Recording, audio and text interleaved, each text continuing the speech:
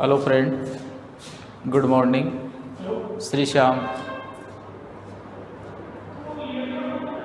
PG महाविद्यालय की online क्लासों में आपका हार्दिक अभिनंदन किया जाता है।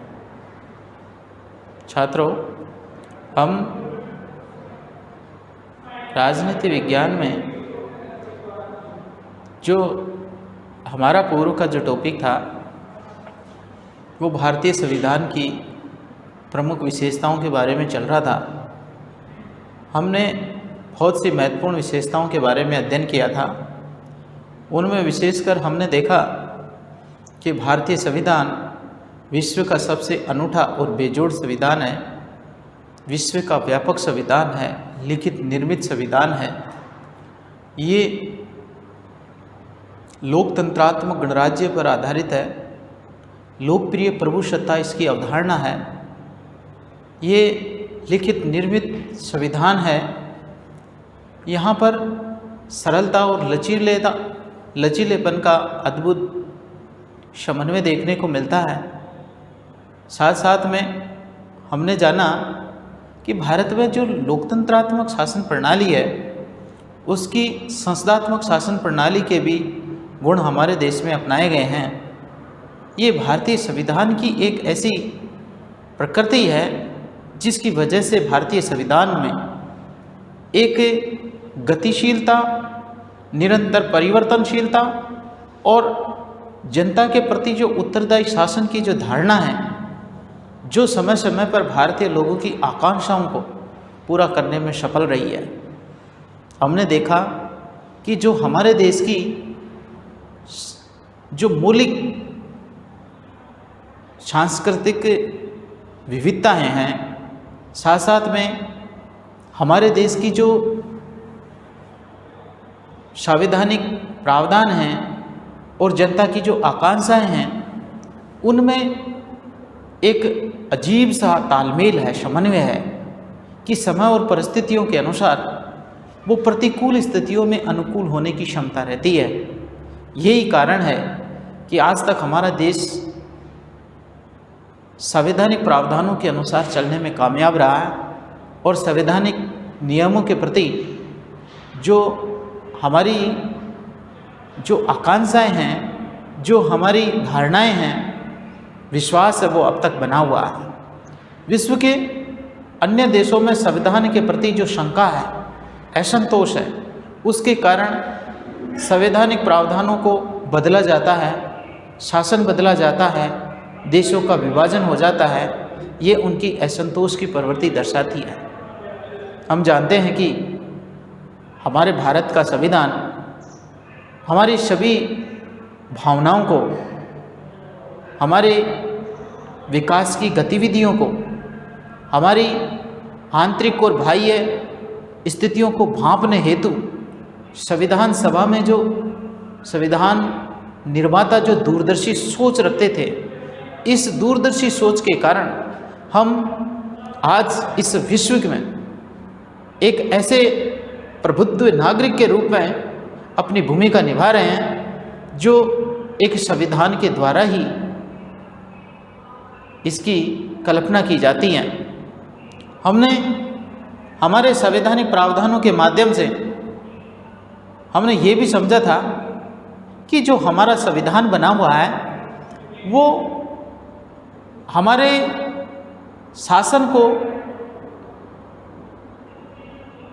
प्रशासन को, जनता को एक दूसरे के प्रति उत्तरदायी बनाता है। साथ ही साथ उत्तरदायी नहीं, ये दिन और प्रतिदिन के कार्यों के मूल्यांकन के कार्यों को भी सफल बनाता है।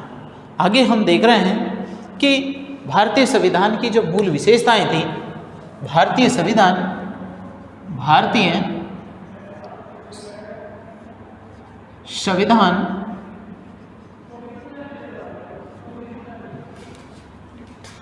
की प्रमुख विशेषताएं का जो अध्ययन पढ़ रहे थे, उसमें जो अब अध्ययन कर रहे हैं, ये अध्ययन है मौलिक अधिकार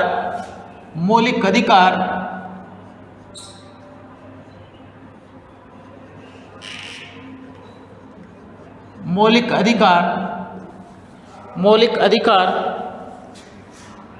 व मूल कर्तव्य। बहुत ही शानदार और सबसे महत्वपूर्ण विशेषताओं में हम इसका अध्ययन कर रहे हैं। देखिए छात्रों, मूल अधिकार, मूल अधिकार आपने देखा कि भारत के अंतर्गत लोकतंत्रात्मक शासन प्रणाली को अपनाया गया है। इस लोकतंत्रात्मक शासन प्रणाली के अंतर्गत लोकप्रिय प्रभुसत्ता, कौन सी है? लोकप्रिय प्रभुसत्ता। और लोकप्रिय प्रभुसत्ता के अंतर्गत सर्वोच्च और अंतिम जनता है।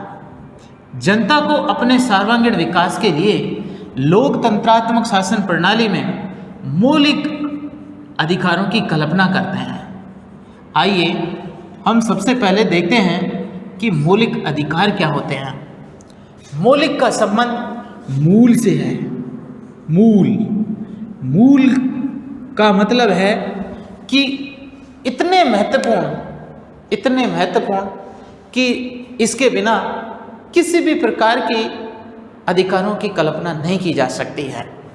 अधिकार, मौलिक का मतलब मूल, और अधिकार का मतलब क्या है? अधिकार व्यक्ति की वे परिस्थितियां हैं जिनके बिना कोई भी व्यक्ति अपनी मूलभूत आवश्यकताओं की पूर्ति नहीं कर पाता। अधिकार व्यक्ति की वे परिस्थितियां हैं जिनके बिना कोई भी व्यक्ति अपना सर्वांगीण विकास नहीं कर सकता, और सर्वांगीण विकास भी नहीं कर सकता और राज्य उसमें हस्तक्षेप भी नहीं कर सकता। यहाँ पर दो चीज़ें हैं, दो चीज़ें महत्वपूर्ण। एक नंबर पर क्या है मौलिक अधिकार की विशेषता? सर्वांगीण विकास की परिस्थितियाँ, सर्वांगीण विकास की परिस्थितियाँ उपलब्ध कराना। और उसमें दो नंबर पर राज्य का हस्तक्षेप नहीं होना। ये परिस्थितियां हैं और ये परिस्थितियां राज्य के द्वारा उपलब्ध कराई जाती हैं। एक जनता है, एक व्यक्ति है, उसके लिए सर्वांगीण जो विकास की जो परिस्थितियां हैं वो शासन के द्वारा उपलब्ध करा रही है। अधिकार व्यक्ति की वे परिस्थितियां हैं जिनके बिना कोई भी व्यक्ति अपना सर्वांगीण विकास नहीं कर सकता और राज्य भी उसमें हस्तक्षेप नहीं कर सकता। ऐसे अधिकार मौलिक अधिकार कहलाते हैं। ऐसे अधिकार मौलिक अधिकार कहलाते हैं। देखिए, मूल अधिकारों का इतिहास लंबा चौड़ा इतिहास रहा है। मौलिक अधिकारों का इतिहास लंबा चौड़ा इतिहास रहा है और इसके द्वारा कोई भी व्यक्ति, ये जनता की शक्ति है। मौलिक अधिकार किसकी शक्ति है? जनता की शक्ति है। और जनता इसके माध्यम से अपने लिए सुरक्षा और विकास का वातावरण उपलब्ध कराती है। क्योंकि सुरक्षा और विकास का वातावरण मौलिक अधिकारों से ही संभव है। जिनके पास में मौलिक अधिकार नहीं होते हैं वहाँ पर सुरक्षा और विकास का वातावरण नहीं होता, और ये सुरक्षा और विकास का वातावरण ही न्याय का वातावरण है। इसलिए न्याय की परिस्थितियाँ पैदा करने के लिए क्या होना जरूरी है? मौलिक अधिकार होना अत्यंत आवश्यक है। इसलिए मौलिक अधिकार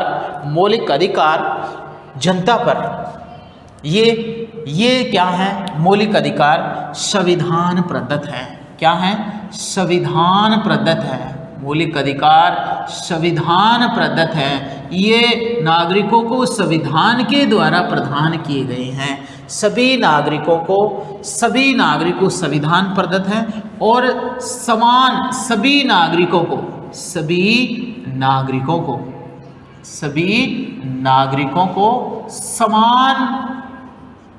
समान प्राप्त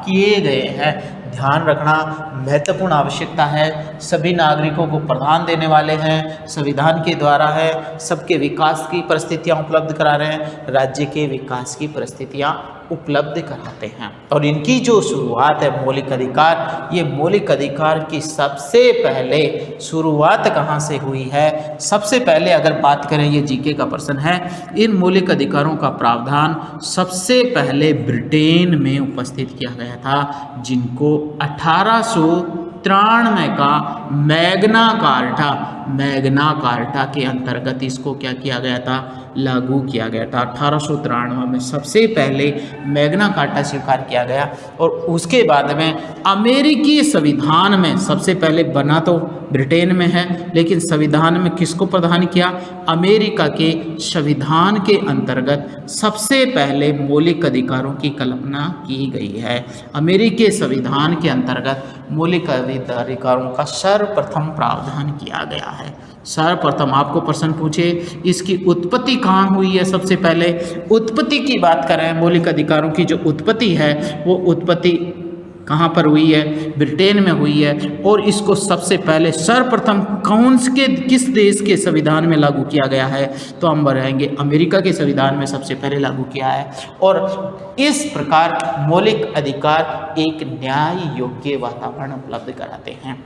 इनको न्यायालय के द्वारा मौलिक अधिकारों को न्यायालय के द्वारा क्या किया गया है? संरक्षण प्रदान किया गया है। क्योंकि संविधान प्रदत्त होने के कारण ये क्या है? न्यायालय के द्वारा क्या है? इनको संरक्षण प्राप्त किया गया है। ध्यान देना, न्यायालय के द्वारा मौलिक अधिकारों को संरक्षण दिया गया है, जिससे जनता के अधिकारों की क्या की जाती है? सुरक्षा प्रदान की जाती है। तो ये हमने मौलिक अधिकार संबंधी बिंदु देखा। मौलिक अधिकार क्या है? मौलिक अधिकार विशेष रूप से सभी नागरिकों को समान प्रदान किए गए हैं, संविधान प्रदत्त है, न्यायालय में इनको संरक्षण प्रदान किया गया है, व्यक्ति के सर्वांगीण विकास की परिस्थितियां उपलब्ध करा रहे हैं और राज्य भी इनमें क्या नहीं कर सकता? हस्तक्षेप नहीं कर सकता। जनता की सुरक्षा और विकास की परिस्थितियाँ और न्याय का वातावरण उपलब्ध कराते हैं। और इस प्रकार की जो परिस्थितियाँ हैं यही क्या है? यही मौलिक अधिकारों के नाम से जानी जाती है। मौलिक अधिकार की हम बात करें, ध्यान देना, मौलिक अधिकार की बात करें, यहाँ पर दो बातें हैं। लोकतंत्र में कल्पना किससे की जाती है? लोकतंत्र में जो लोकप्रिय है, जो प्रभुसत्ता है, वो जनता को क्या प्रदान करती है? मौलिक अधिकार प्रदान करती है। और इन मौलिक अधिकारों के माध्यम से ही व्यक्ति अपने सर्वांगीण विकास की परिस्थितियां उपलब्ध कराता है। और इसी के माध्यम से यहाँ पर हमने देखा, यहाँ पर दो चीज़ें हैं। एक तो है शासन, एक नंबर पर है शासन और प्रशासन। शासन, प्रशासन, और यहाँ पर है जनता। अब शासन और प्रशासन जनता पर नियंत्रण करता है। जनता मौलिक अधिकारों के माध्यम से इसको नियंत्रण करती है। ये तो कानून के माध्यम से जनता पर क्या करते हैं? नियंत्रण करते हैं। और ये मूल अधिकारों के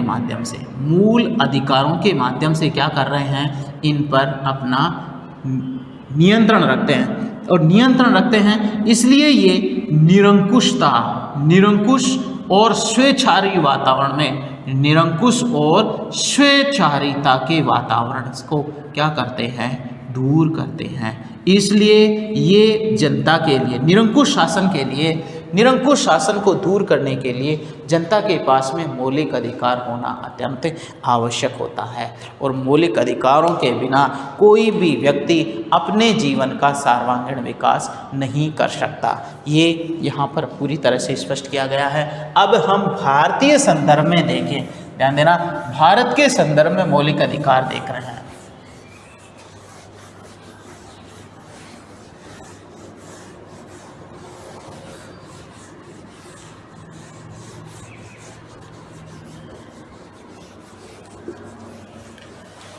देखिए, मौलिक अधिकार, भारतीय संविधान ने मौलिक जो अधिकार हैं, भारतीय संविधान में जो मौलिक अधिकार है, मूल अधिकार, ये अमेरिका के संविधान से, कौन के संविधान से? अमेरिका के संविधान से लिए गए हैं। भारतीय संविधान, भारत में जो मौलिक अधिकार हैं वो कहाँ से लिए गए हैं? अमेरिका के संविधान से। अब दूसरा बात है, ये अमेरिका के संविधान में थे और भारत के अंतर्गत, ध्यान देना, भारत का मैग्ना कार्टा, भारत का मैग्ना कार्टा किसे कहा जाता है? किसे कहा जाता है?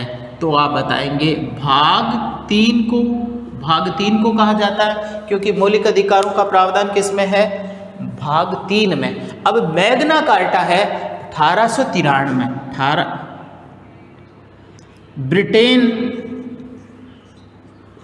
ब्रिटेन में 1893 का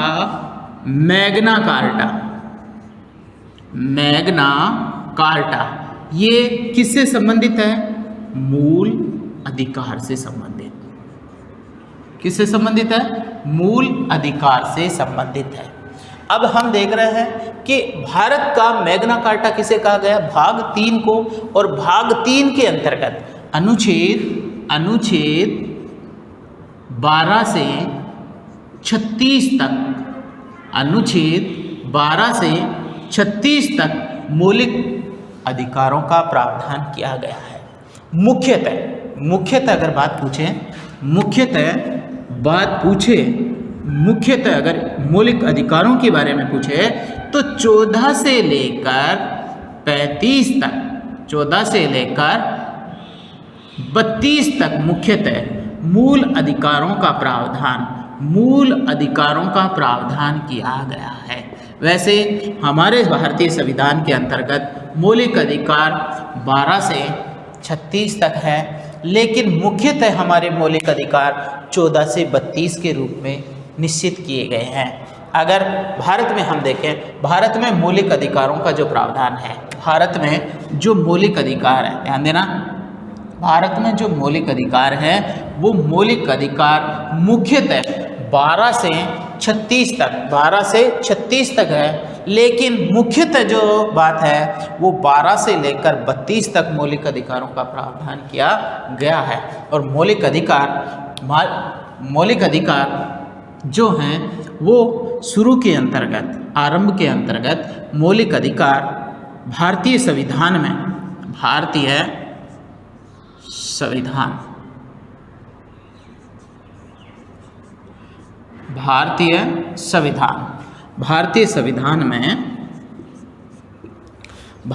संविधान में 7 मौलिक अधिकार थे। भारतीय संविधान में आरंभ में कितने मौलिक अधिकार दिए गए? 7 मौलिक अधिकार थे। कितने? 7 मौलिक अधिकार हैं। लेकिन 44वां संविधान संशोधन, ध्यान देना, 44वां संविधान संशोधन 1978-89, इसके अंतर्गत 44वां संविधान संशोधन हुआ। उसके अंतर्गत संपत्ति के मूल अधिकार को हटा दिया गया है। कौन से अधिकार को हटाया गया? संपत्ति के मूल अधिकार को हटा दिया गया है। ध्यान रखना, सभी परीक्षाओं में ये बात आती है कि संविधान में टोटल कितने मौलिक अधिकार थे? तो 6, और अगर हैं आ जाए, अगर ये आ जाए संविधान में कितने मूल अधिकार हैं, तो आप बताएंगे 6। वर्तमान में 6 मौलिक अधिकार हैं। वर्तमान में कितने अधिकार हैं? वर्तमान में इनकी संख्या है 6 और प्राचीन में इनकी संख्या थी 7। आज और 44वां संविधान संशोधन 1978-89 के अंतर्गत, एक तो 42वां संविधान संशोधन हुआ था, वो 1976 में हुआ था, और 44वां संविधान संशोधन 1978-89 में हुआ था, जिसमें संपत्ति के मौलिक अधिकार को क्या कर दिया गया है? हटा दिया गया था। और इस समय प्रधानमंत्री मोरारजी देसाई थे। ध्यान रखना, मोरारजी देसाई ये इस समय हमारे देश के क्या बने थे? प्रधानमंत्री बने थे। और इनके कार्यकाल के समय के अंतर्गत संपत्ति के मौलिक अधिकार को संविधान से हटा दिया गया था।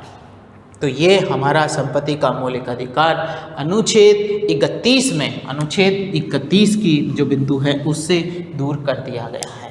तो ध्यान देना, ये हमारा भारतीय संविधान है और भारतीय संविधान में समस्त नागरिकों को, आपको पूछे भारतीय संविधान का मैग्ना कार्टा किसे कहा गया है, तो भाग 3 को कहा गया है। ध्यान रखना इस बात का, भाग 3 को भारतीय संविधान का मैग्ना कार्टा कहा गया है और ये अनुच्छेद 12 से 36 में इसका उल्लेख किया गया है। और मुख्यतः बात पूछी जाए तो ये 14 से 32 तक के इस बिंदु को स्पष्ट किया गया है। और भारतीय संविधान में अमेरिका के संविधान से हमारे देश में मौलिक अधिकार लिए गए हैं। तो हम देखेंगे भारतीय संविधान में जो मौलिक अधिकार हैं वो मौलिक अधिकार क्या हैं। आप इसको हर परीक्षा में मौलिक अधिकार का प्रश्न पूछा जाता है, कोई भी प्रतियोगिता परीक्षा हो उसके अंतर्गत मौलिक अधिकार के संबंध में प्रश्न पूछा जाता है। और ये विशेष रूप से ये पूछा जाता है कि कौन से अनुच्छेद में है, कहाँ से लिए गए थे, कितने थे, संपत्ति के मौलिक अधिकार को कब हटाया गया था, न्यायालय में इनकी सुरक्षा कैसे की जाती है, ये इन सभी बातों से स्पष्ट किया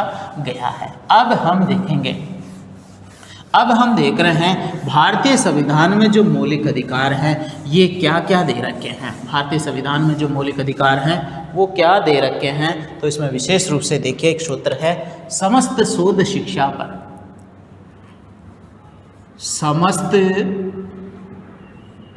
समस्त शोध शिक्षा पर हमारे मौलिक अधिकारों का एक सूत्र है, समस्त शोध शिक्षा पर और बाकी 32 पर,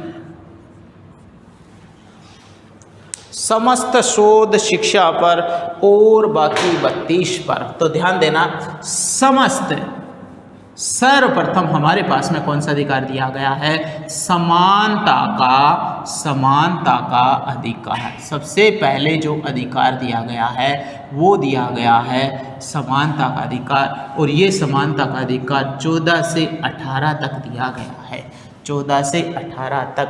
और दूसरा अधिकार दिया गया है स्वतंत्रता का अधिकार। दूसरा अधिकार है स्वतंत्रता, दूसरे नंबर का अधिकार है स्वतंत्रता का अधिकार। ये स्वतंत्रता का अधिकार दे रखा है, ये दे रखा है 19 से लेकर 19, 20, 21 तक, ठीक है। और उसके बाद में शोषण के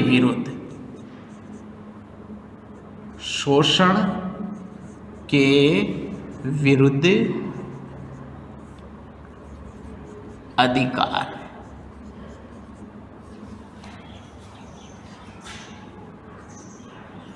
तेईस और 24 में। इसके बाद में शिक्षा, धार्मिक स्वतंत्रता का अधिकार।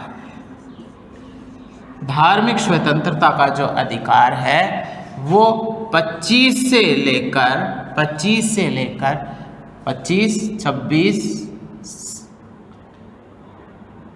28 तक। और 5 नंबर पर है शिक्षा व संस्कृति का अधिकार। शिक्षा और संस्कृति का अधिकार है 29 और 30, ठीक है। और छठा जो अंतिम मौलिक अधिकार है वो अधिकार है संवैधानिक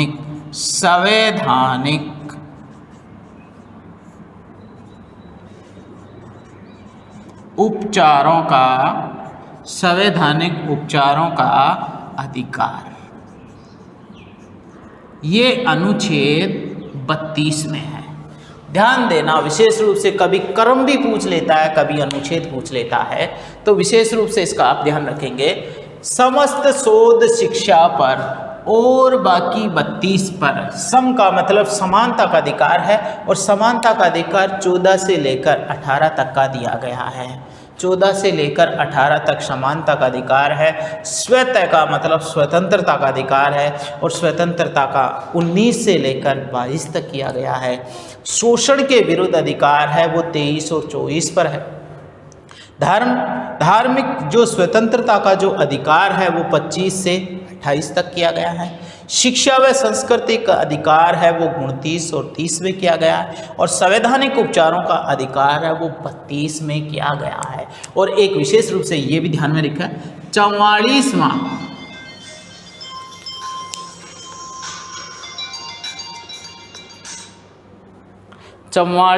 ध्यान देना 44वां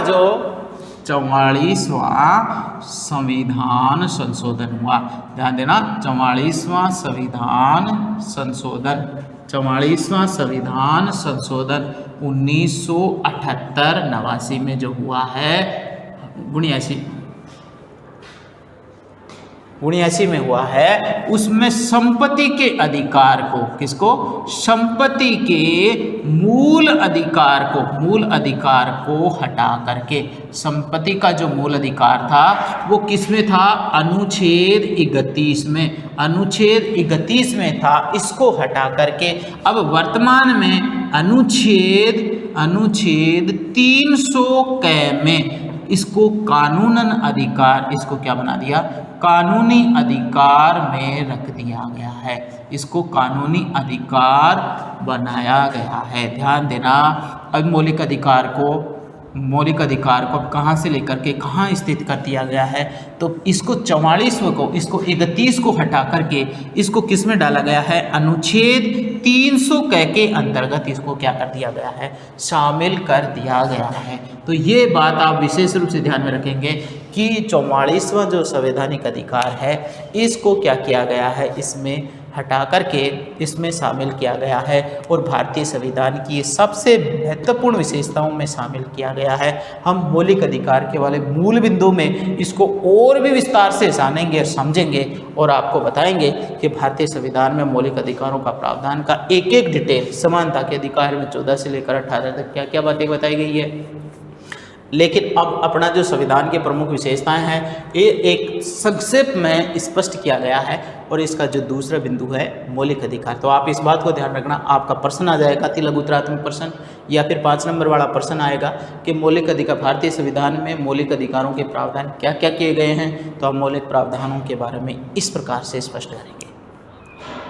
दूसरा आगे का इसका बिंदु है वो है मूल कर्तव्य। ध्यान देना आगे का जो बिंदु है वो क्या है इसका स्क्रीनशॉट ले लेना, सूत्र याद कर लेना। सूत्र है समस्त शोध शिक्षा पर और बाकी 32 पर।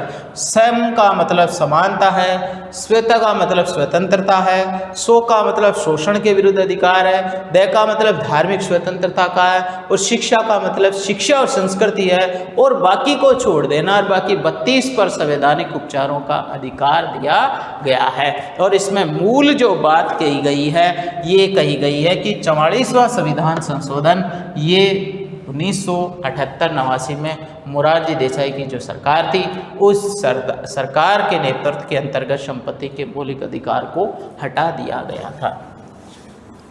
इसके बाद में हम देख रहे हैं मूल कर्तव्य।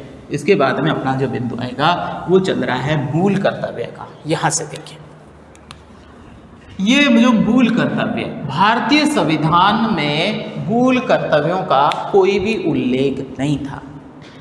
भारतीय संविधान जब संविधान सभा के द्वारा संविधान का निर्माण किया गया तो उस समय कर्तव्यों का कोई भी उल्लेख नहीं किया गया था। अगर आपको प्रश्न ये पूछा जाए कि क्या संविधान सभा के अंतर्गत कौन से तत्व शामिल नहीं थे तो आप बताएंगे मौलिक कर्तव्य। तो ध्यान देना सरदार स्वर्ण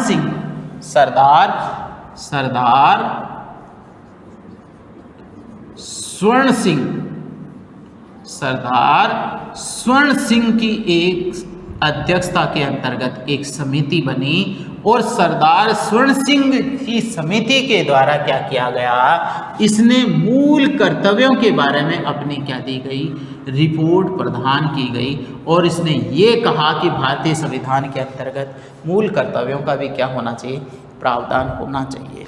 उन्होंने इस बात को स्पष्ट किया कि भारतीय संविधान में मौलिक कर्तव्यों का भी प्रावधान होना चाहिए, इसलिए 42वां संविधान संशोधन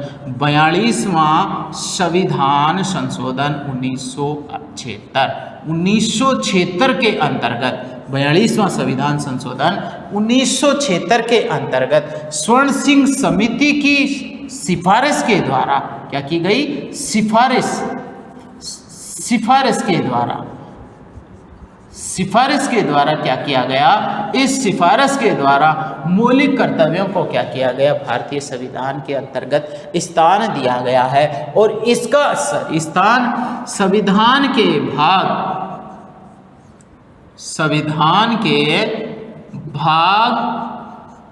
4 में, संविधान के भाग 4 में मौलिक कर्तव्यों का उल्लेख किया गया है। और उस समय स्वर्ण सिंह समिति ने 10 मूल कर्तव्यों की बात बताई थी कि हमारे देश के अंतर्गत हम संविधान के द्वारा 10 मूल कर्तव्य होना चाहिए और 10 मूल कर्तव्यों की बात कही थी। लेकिन 86वां संविधान संशोधन, ध्यान देना, 86वां संविधान संशोधन, ध्यान देना, संविधान संशोधन, कौन सा संविधान, 86वां संविधान संशोधन कब हुआ, 2002 के अंतर्गत। इसके अंतर्गत क्या किया गया, 6 से लेकर 14 वर्ष के बच्चों को, 6 से लेकर 14 वर्ष के बच्चों को अनिवार्य व निःशुल्क शिक्षा का, ध्यान देना, अनिवार्य व निःशुल्क शिक्षा का प्रावधान किया गया है। निःशुल्क शिक्षा जो अभिभावकों का कर्तव्य माना गया है। किसका कर्तव्य, अभिभावकों का कर्तव्य माना गया। ध्यान देना, स्पेशल रूप से 86वां संविधान संशोधन 2002 के अंदर 6 से लेकर 14 वर्ष के बच्चों को अनिवार्य व निःशुल्क शिक्षा का प्रावधान किया गया है, जो अभिभावकों का एक आवश्यक कर्तव्य होगा। तो ये 11वां मौलिक कर्तव्य है। कौन सा है, 11वां मूल कर्तव्य है। ध्यान देना, एक नया है जो भारतीय संविधान में जो क्या किया गया है, नया अमेंडमेंट किया गया है भारतीय संविधान में। इसका जो उल्लेख किया गया है वो ये उल्लेख किया गया है कि 6 से लेकर 14 वर्ष के बच्चों को प्राथमिक शिक्षा का प्रावधान किया गया है कि वो प्राथमिक शिक्षा अवश्य प्राप्त करेंगे। तो ये हमारे संविधान की जो मूलभूत क्या है, मूलभूत आवश्यकताएं हैं, इसको यहाँ पर स्पष्ट किया गया है। तो इस प्रकार भारतीय संविधान के अंतर्गत मूल अधिकार और मौलिक कर्तव्यों का विशेष रूप से क्या किया गया है, यहाँ पर ध्यान रखा गया है। आई बात समझ में। तो ये देखिए मौलिक कर्तव्य हैं। अब मौलिक कर्तव्य और अधिकारों में क्या अंतर होता है, विशेष रूप से हम सीधे से शब्दों में देखें कि मौलिक अधिकार न्यायालय के द्वारा वाद योग्य होते हैं। कोई भी अगर विवाद हो जाता है, जनता को अगर इनका कोई भी व्यक्ति के द्वारा अगर किसी भी व्यक्ति को ये मौलिक अधिकार छीनता है या हस्तक्षेप होता है, तो वो न्यायालय में क्या हो सकता है, शरण ले सकता है। और न्यायालय उसे क्या करेगा, प्रशासन या किसी व्यक्ति के द्वारा अगर उसके मौलिक अधिकार को छीना गया है तो उस मौलिक अधिकार को न्यायालय के द्वारा उसको सुरक्षा प्रदान करवाई जाएगी। जबकि मूल कर्तव्यों के अंतर्गत इस प्रकार का कोई भी निर्णय नहीं किया गया है। ये राज्य के नीति निर्देशक तत्वों में, ये किसमें शामिल क्या है, ये राज्य के नीति निर्देशक यानी नीति निर्देशक तत्वों के रूप में है। और नीति निर्देशक तत्व का मतलब है कि ये केवल एक नैतिक धारणा है, ये कौन सी धारणा है? ये एक नैतिक धारणा है और यहाँ पर ये जो है ये एक प्रकार की कानूनी धारणा है। इनको न्यायालय के अंतर्गत संरक्षण दिया गया है और इसका पालन करना क्या है? आवश्यक है। जो व्यक्ति इसका पालन नहीं करेगा उसको क्या किया जाएगा? दंड का प्रावधान है। क्या प्रावधान है? दंड का प्रावधान है। जबकि ये उसके विवेक पर ये नैतिक धारणा है, ये उसके विवेक पर निर्भर करती है। किस पर निर्भर करती है? विवेक पर। और कोई व्यक्ति इसका पालन करे या नहीं करे, लेकिन इसके अंतर्गत दंड का प्रावधान नहीं है। दंड का प्रावधान नहीं है, इस बात का विशेष ध्यान रखा गया है। तो इसलिए मौलिक जो अधिकार है वो मौलिक अधिकार मूल हैं और व्यक्ति के विकास के लिए महत्वपूर्ण हैं। इसलिए महत्वपूर्ण होने के कारण ये संवैधानिक स्थितियों में इनके ज़्यादा प्रमुख स्थान है और इनको ज़्यादा विशेष स्थान दिया गया है। ये वाद योग्य हैं। ये भारतीय संविधान की प्रस्तावना में मौलिक मूल अधिकार दिए गए हैं जो शासन है, लोकतंत्र, उसका प्रतिनिधित्व करते हैं, क्योंकि इनके बिना लोकतंत्र की कल्पना नहीं की जा सकती है। तो ध्यान देना, ये जो मौलिक अधिकार हैं वो न्यायालय के द्वारा वाद योग्य हैं। ये एक कानूनी धारणा है, इसका पालन नहीं करने पर दंड दिया जाता है। जबकि मूल कर्तव्य हैं वो राज्य के द्वारा, व्यक्ति के द्वारा एक विवेक पर आधारित नैतिक धारणा है, उसका पालन करने पर किसी प्रकार का कोई भी दंड नहीं दिया जाता है। ये हमारा जो भारतीय संविधान है, ये भारतीय संविधान की मूलभूत भावनाओं में इसको स्पष्ट किया गया है। आगामी जो बिंदु है,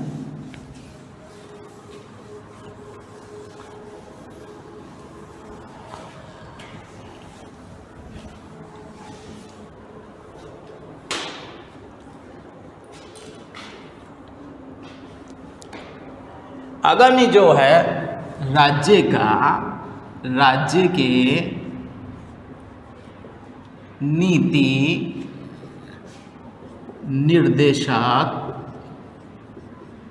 निर्देशक तत्व। राज्य के नीति निर्देशक तत्व।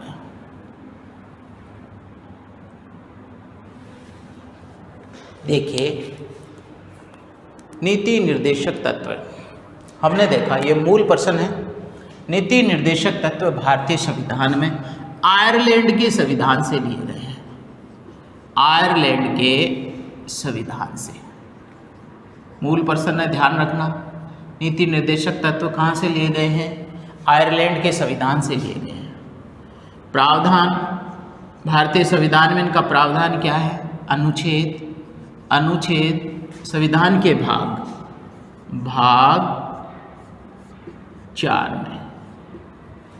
4 में अनुच्छेद 37 से 52 तक, 37 से 52 तक हो गया। अगर आपको प्रश्न पूछे मौलिक अधिकार, शॉर्ट में बता देते हैं। और भी अगर मौलिक अधिकार की बात पूछे, मूल अधिकार, तो मूल अधिकार की बात बताएंगे। ये कहाँ से लिया गया? अमेरिका से। संविधान में इसका क्या प्रावधान है? तो संविधान में आप बताएंगे भाग 3 में अनुच्छेद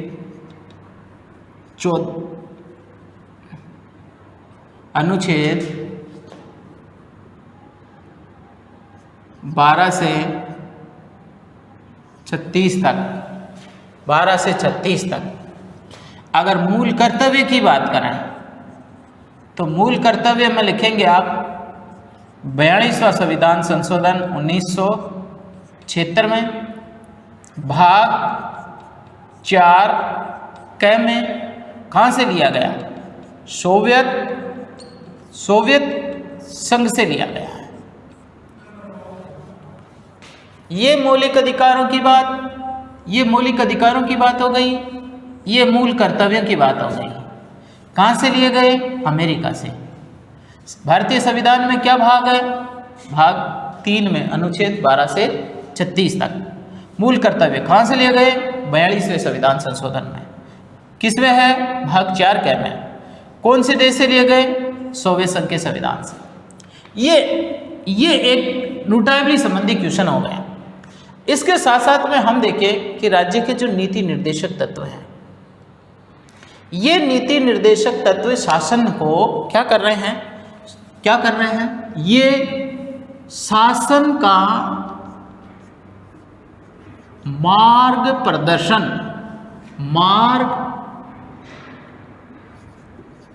मार्गदर्शन करने का कार्य करता है। इसका मतलब है शासन का दर्पण। शासन को कार्य करने का मार्ग प्रशस्त करना है तो वो किसके द्वारा है? नीति निर्देशक तत्वों के द्वारा। क्योंकि इसका जो उद्देश्य है, इसका जो क्या है उद्देश्य है, वो राज्य को एक लोक कल्याणकारी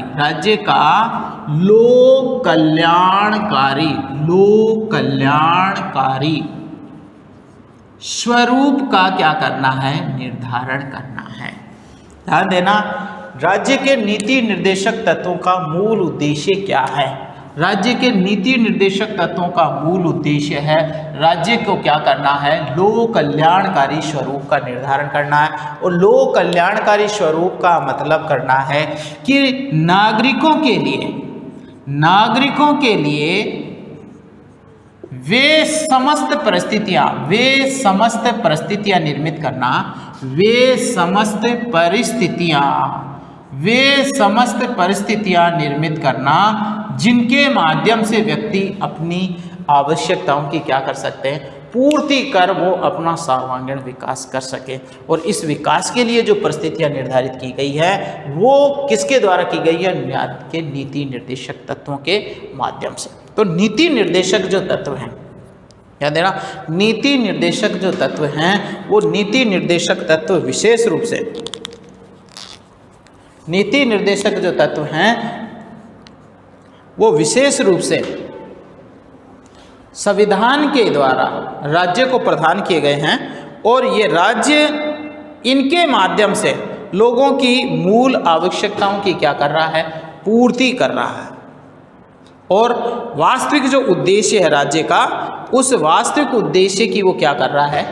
पूर्ति कर रहा है, जिससे समस्त लोगों की आवश्यकताओं की क्या की जा सके?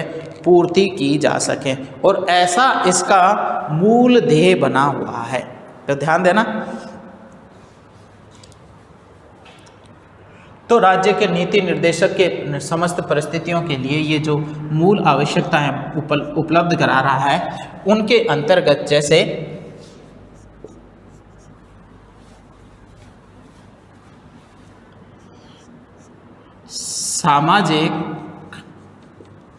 सामाजिक व सांस्कृतिक नीति निर्देशक तत्व। 2 नंबर पर है आर्थिक सुरक्षा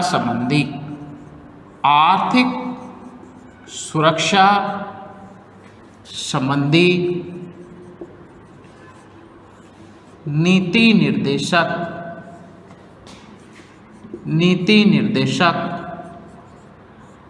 तत्व।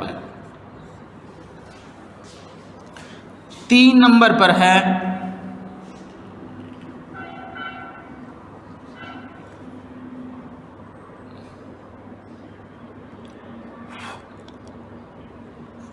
पंचायत राज संबंधी नीति निर्देशक तत्व। 4 नंबर पर है अंतर्राष्ट्रीय शांति व सुरक्षा संबंधी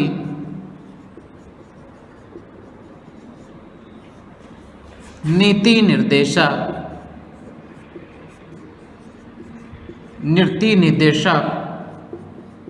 तत्व। इस प्रकार हम देख सकते हैं कि एक शासन को कार्य करने के लिए संविधान क्या क्या निर्देश देता है और कोई सरकार होती है उसको कार्य करने के लिए क्या क्या प्रावधान किए गए हैं। तो यहाँ पर देखिए सामाजिक और सांस्कृतिक संबंधी सामाजिक और सांस्कृतिक नीति निर्देशक तत्वों का प्रावधान किया गया है जो समस्त लोगों की आवश्यकताओं की पूर्ति करेगा। आर्थिक सुरक्षा संबंधी नीति निर्देशक आर्थिक सहायता प्रदान करने की बात कर रहा है। सामाजिक और संस्कृति की सुरक्षा और विकास के संबंधी, क्योंकि इसका जो मूल उद्देश्य है लोक कल्याण है और लोक कल्याण के अंतर्गत सुरक्षा और विकास को, दो बातों को विशेष ध्यान में रखना, सुरक्षा और विकास जैसी परिस्थितियां उपलब्ध कराना इसका मूल ध्येय बना हुआ है। और इसके लिए विशेष रूप से पंचायत राज संबंधी नीति निर्देश यानी पंचायतों को मजबूत करने के लिए उसको संरक्षण प्रदान करना, ये भावनाएं मजबूत करती है। अंतर्राष्ट्रीय शांति और सुरक्षा संबंधी नीति निर्देश, यहाँ ये कहा गया है अगर व्यक्ति के विकास, व्यक्ति को काम करने के लिए मौलिक कर्तव्य दिए गए हैं और राज्य को काम करने के लिए नीति निर्देशक तत्व दिए गए हैं और इन नीति निर्देशकों तत्वों के माध्यम से राज्य नागरिकों के संरक्षण की व्यवस्था करता है। ध्यान रखना, इसलिए संविधान का जो बुनियादी जो ढांचा है वो बुनियादी ढांचे के अंतर्गत हमारे मौलिक अधिकार, नीति निर्देशक तत्व और मौलिक कर्तव्यों को शामिल किया गया है, क्योंकि इनके माध्यम से हम एक लोकतंत्रात्मक शासन प्रणाली की जो तालमेल है, समन्वय है, उसको उपस्थित करने में और उसमें सामंजस्य बनाए रखने में अपनी महत्वपूर्ण भूमिका निभाते हैं। तो ये हमारे संविधान के नीति निर्देशक। हाँ, संविधान के अनुच्छेद 37 में इस बात का क्या किया गया है, उल्लेख किया गया है कि न्यायालय नीति निर्देशक तत्वों को लागू करने के लिए सरकार को बाध्य नहीं कर सकता। अनुच्छेद 37 में इस बात का प्रावधान किया गया है कि न्यायालय सरकार को नीति निर्देशक तत्व को लागू करने के लिए बाध्य नहीं कर सकता है। इस बात को क्या किया गया है, अनुच्छेद 37 के अंतर्गत स्पष्ट किया गया है। तो आप इसे विशेष रूप से ध्यान रख लें और विशेष रूप से जो नीति निर्देशक तत्व है वो भारतीय संविधान का मूल भावनाओं के अंतर्गत इसको क्या किया गया है, स्पष्ट किया गया है। तो हमारे जो देश में है तो ये जो आर्थिक, सामाजिक और राजनीतिक कार्यक्रमों को तय करने का एक दिशा निर्देश प्रदान करता है, क्योंकि इसके माध्यम से हमारे देश के अंतर्गत क्या किया गया है कि आर्थिक क्षेत्र में, सामाजिक क्षेत्र में, आर्थिक क्षेत्र में और सांस्कृतिक क्षेत्र में रणनीति तैयार करने में अपनी महत्वपूर्ण भूमिका निभाई जाती है। तो ये भारतीय संविधान की जो मूल विशेषताएं थी उनमें शामिल हुआ। अगली जो विशेषता है, ध्यान देना, अगली जो विशेषता है वो अगली विशेषता है जो निम्नलिखित है।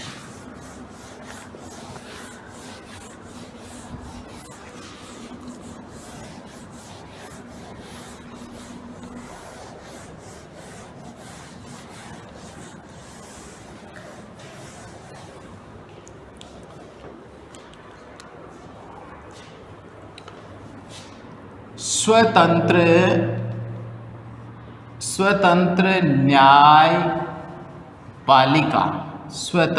न्यायपालिका व अन्य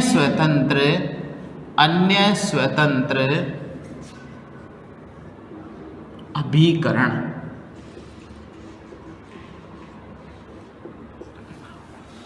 देखिए, भारतीय संविधान की प्रमुख विशेषताओं में हम आगामी जो विशेषता देख रहे हैं वो इस प्रकार है। देखिए, स्वतंत्र न्यायपालिका, हमने शुरू में ये पढ़ लिया कि भारत के अंतर्गत जो लोकतंत्रात्मक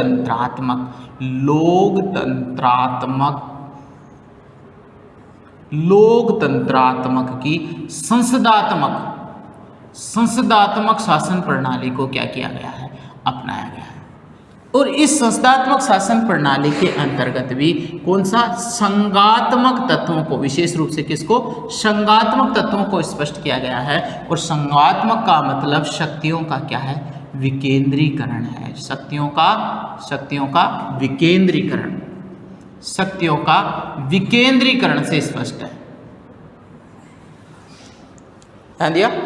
यहाँ पर स्वतंत्र न्यायपालिका का मतलब हम सबसे पहले इस पूर्व के बिंदु वाले को देखते हैं कि जो लोकतंत्रात्मक शासन प्रणाली की जो क्या है संस्थात्मक शासन प्रणाली है, और इस संस्थात्मक शासन प्रणालियों में भी शक्तियों का क्या किया गया?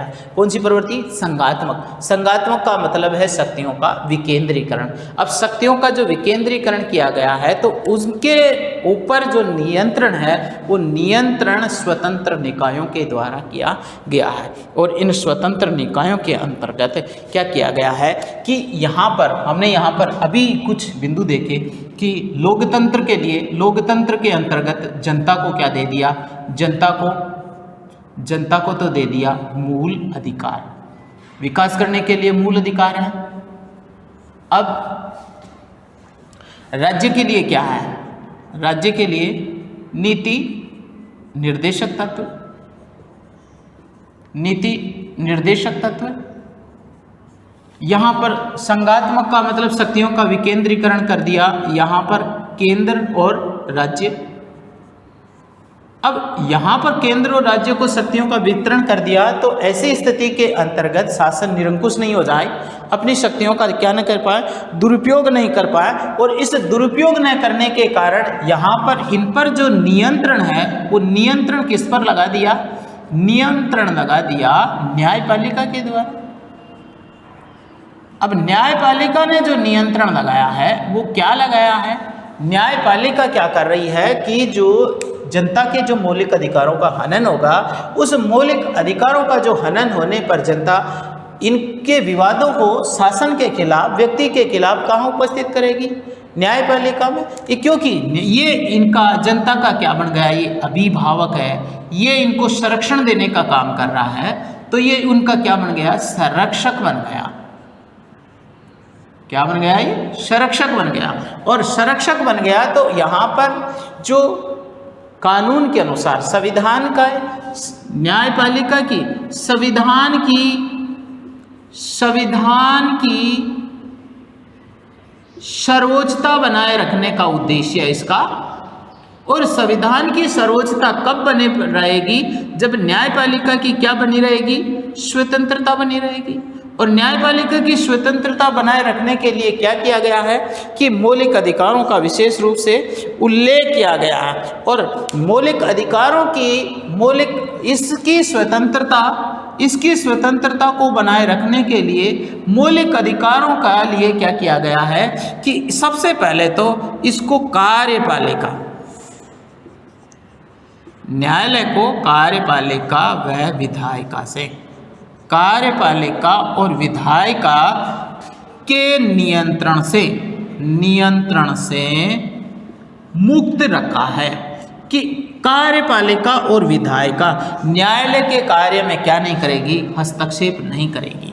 ध्यान देना, संविधान की सर्वोच्चता भी बने रहे और स्वतंत्रता भी बनी रहे। और ये कब बने रहेगी? जब ये दोनों उसके कार्य में क्या नहीं करेंगे? हस्तक्षेप नहीं करेंगे।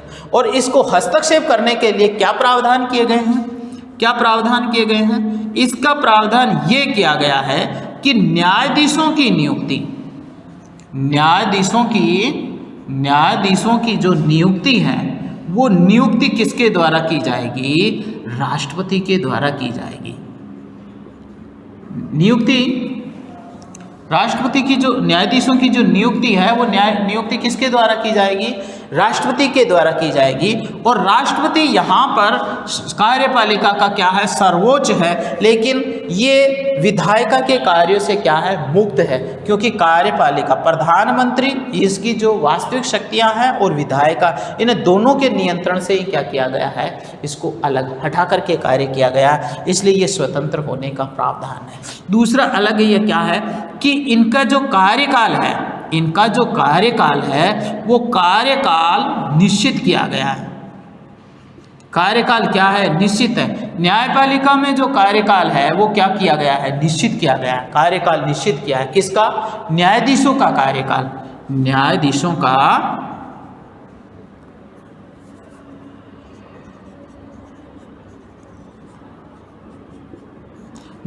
का कार्यकाल निश्चित किया गया है। वेतन वेतन भत्ते निश्चित किए गए हैं। वेतन भत्ते निश्चित किए गए हैं और एक महत्वपूर्ण विशेषता ये है कि न्यायपालिका के पास में न्यायिक पुनरावलोकन की शक्ति भी है। कौन सी शक्ति है? न्यायिक पुनरावलोकन। न्यायिक पुनरावलोकन की शक्ति है और इस न्यायिक पुनरावलोकन की शक्ति के माध्यम से इस कार्यपालिका और विधायिका, यहाँ पर राज्य नीति निदेशक तत्व किसके अंतर्गत काम कर रहे हैं? ये किसकी है? कार्यपालिका की लोक कल्याणकारी कार्यपालिका नीति निदेशक तत्वों के माध्यम से काम कर रही है। और नीति निदेशक तत्व, ये जो कार्यपालिका है, ये नीति निदेशक तत्वों के माध्यम से क्या कर रही है? लोक कल्याणकारी, कौन सी? लोक कल्याणकारी कार्यों कर रही है। और लोक कल्याणकारी कार्य करने के लिए कहीं ये इनके नाम से संविधान का क्या नहीं करते? उल्लंघन नहीं करते ये कार्यपालिका। और कहाँ काम करेगी ये? विधायिका में। विधायिका में तो ये तो क्या करती है? कानून का निर्माण करेगी। कानून का निर्माण करती है और ये क्या करती है? ये करती है, लागू करती है। तो कहीं दोनों के सामंजस्य से क्या है? संविधान की शक्ति का क्या नहीं हो जाए? दुरुपयोग नहीं हो जाए। ये संवैधानिक नियमों का क्या नहीं हो जाए? दुरुपयोग नहीं हो जाए। इसलिए इस दुरुपयोग को सरकार के दुरुपयोग को, निरंकुशता और स्वेच्छारिता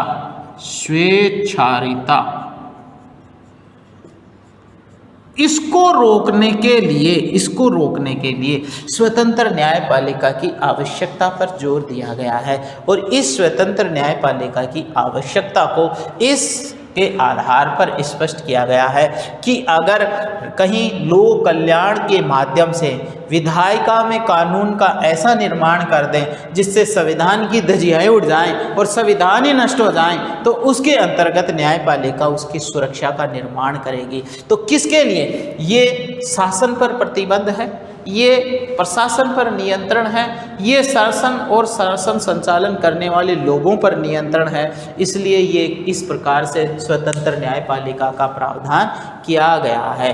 और इस संविधान के अंतर्गत इस प्रकार के कार्यों के माध्यम से क्या किया गया है? इस पर सुरक्षा का वातावरण उपलब्ध किया। और दूसरा बिंदु है अन्य स्वतंत्र एजेंसियां। अन्य स्वतंत्र है जैसे IB है, CBI है, NCB है। ये क्या है? स्वतंत्र एजेंसियां हैं जो कार्यपालिका, विधायिका और न्यायपालिका इनसे स्वतंत्र होकर के कार्य करती है। और स्वतंत्र होकर के कार्य करके क्या करती है? अपनी रिपोर्ट प्रदान करती है। जैसे कि हमारे देश में वर्तमान के संदर्भ में अनेक प्रकार के जो आपराधिक दंगे हो रहे हैं, घोटाले हो रहे हैं, अनेक प्रकार की जो गलत गतिविधियां चल रही हैं, जिसको क्या किया जा रहा है? CBI के द्वारा, NCB के द्वारा जांच करने का निर्देश दे करके इनकी वास्तविकता को बाहर निकालने का कार्य इन हमारी स्वतंत्र एजेंसियों के माध्यम से किया जाता है। तो आइए हम भारतीय संविधान के अंतर्गत इनके माध्यम से संविधान की, इनका जो मूल उद्देश्य है संविधान की सर्वोच्चता बनाए रखना और न्यायपालिका की स्वतंत्रता बनाए रखना, ये इन दोनों के माध्यम से स्पष्ट होता है। और सबसे बड़ी विशेषता, सबसे बड़ी जो बात है वो न्यायिक पुनरावलोकन के माध्यम से है। और न्यायिक पुनरावलोकन यहाँ पर कौन सी बात को स्पष्ट कर रहा है कि अगर कार्यपालिका और विधायिका, मतलब कार्यपालिका और विधायिका दोनों मिलकर के संविधान के खिलाफ अगर कोई कानून बना दे तो संवैधानिकता की जांच करने का काम न्यायालय का होता है। और इस को बने हुए कानून को वैध या अवैध घोषित करने की जो शक्ति होती है, उस शक्ति को हम न्यायिक पुनरावलोकन के माध्यम से जानते हैं। न्यायिक पुनरावलोकन का मतलब है कि बने हुए कानून को दोबारा देखना।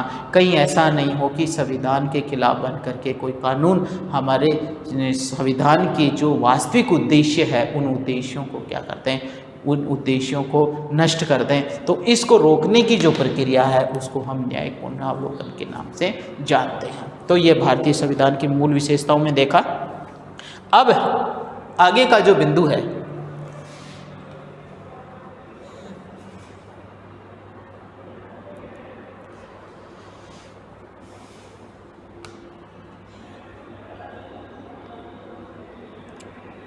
अब जो आगे का जो बिंदु है वो बिंदु है सांप्रदायिक प्रतिनिधित्व का अंत। ध्यान देना और इसको अच्छी तरह से समझ लेना, क्योंकि हमारे देश के अंतर्गत भारतीय संविधान में हर प्रकार के ऐसे प्रावधानों का उल्लेख किया गया है जो उल्लेख भारतीय संविधान की समस्त परिस्थितियों को ध्यान में रख करके बनाया गया है।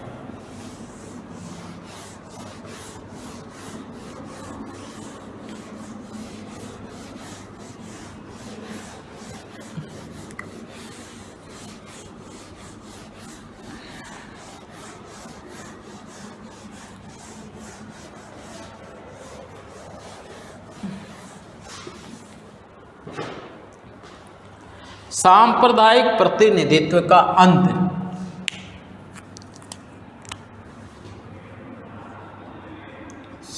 सांप्रदायिक प्रतिनिधित्व का अंत और वयस्क मताधिकार व वयस्क मताधिकार का आरंभ है।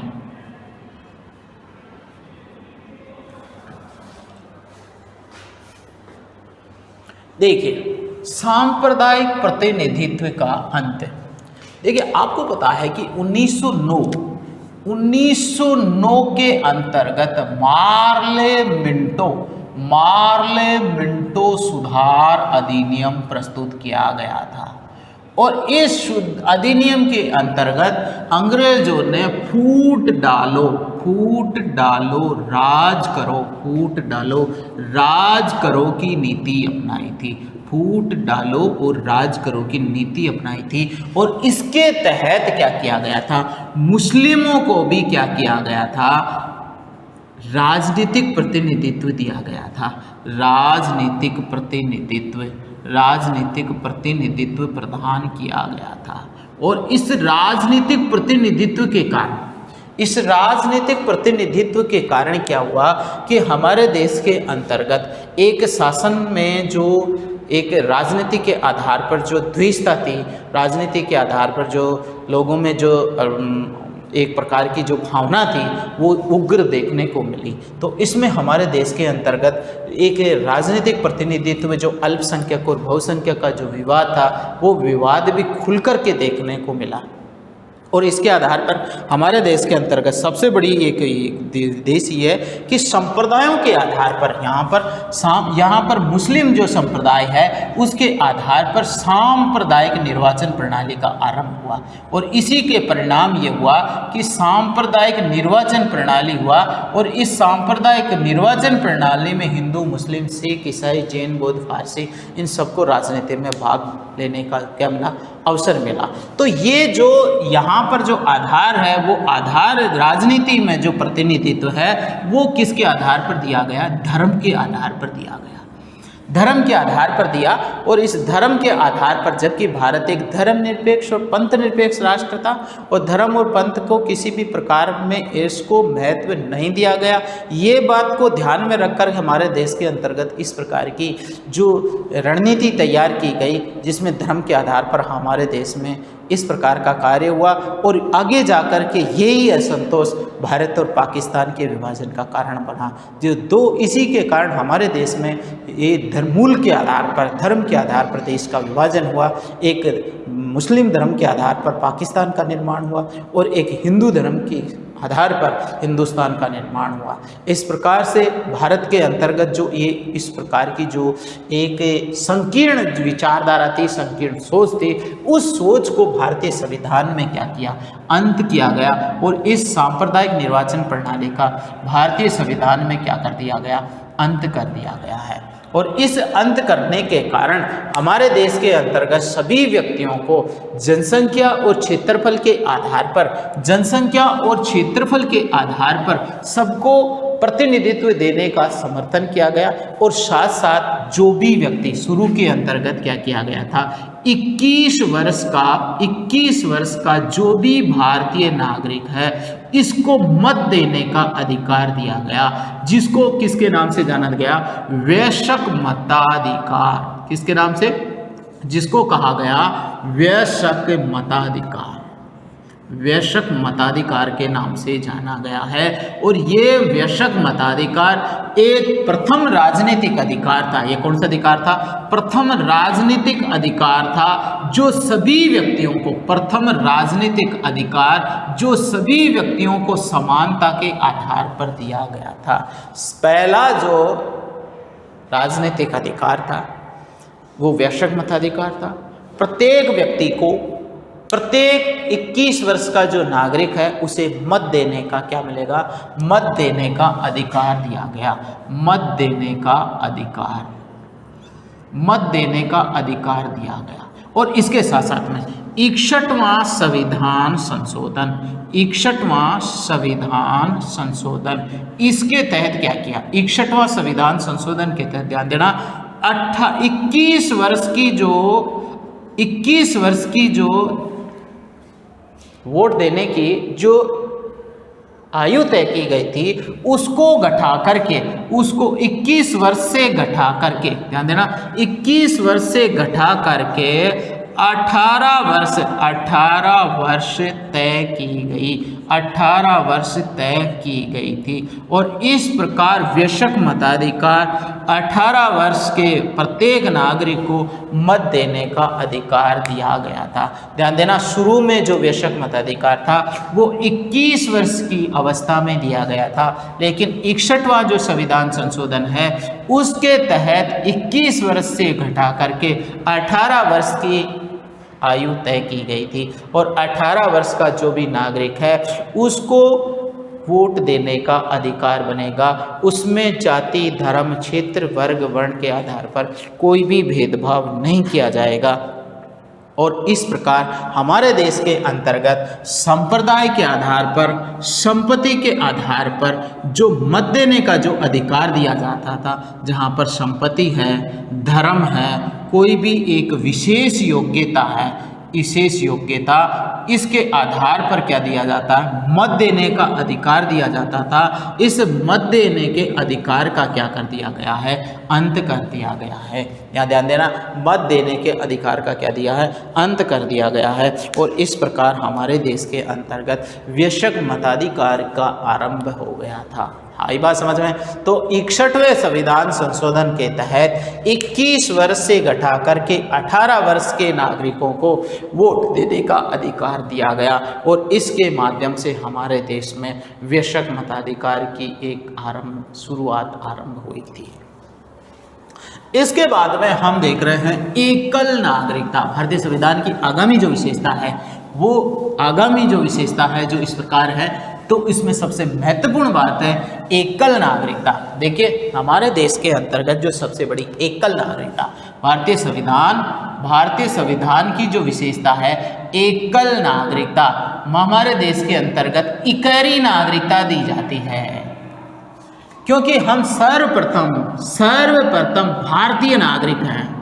हमारी जो पहचान है, हमारी जो नागरिकता है वो किसी के आधार पर नहीं होगी। वो किसके आधार पर होगी, राज्य के आधार पर। हमारी जो पहचान है सर्वप्रथम राज्य के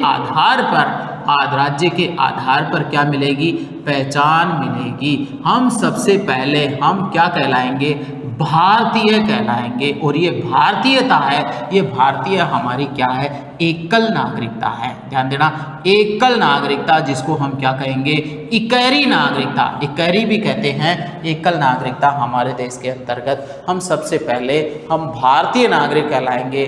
धर्म के आधार पर, जाति के आधार पर, संप्रदाय के आधार पर हमारी कोई विशेष पहचान नहीं बनेगी और हम एक राज्य के आधार पर एक भारतीय नागरिक होने की जो हमारी क्या है पहचान है, वो पहचान से ही होगी।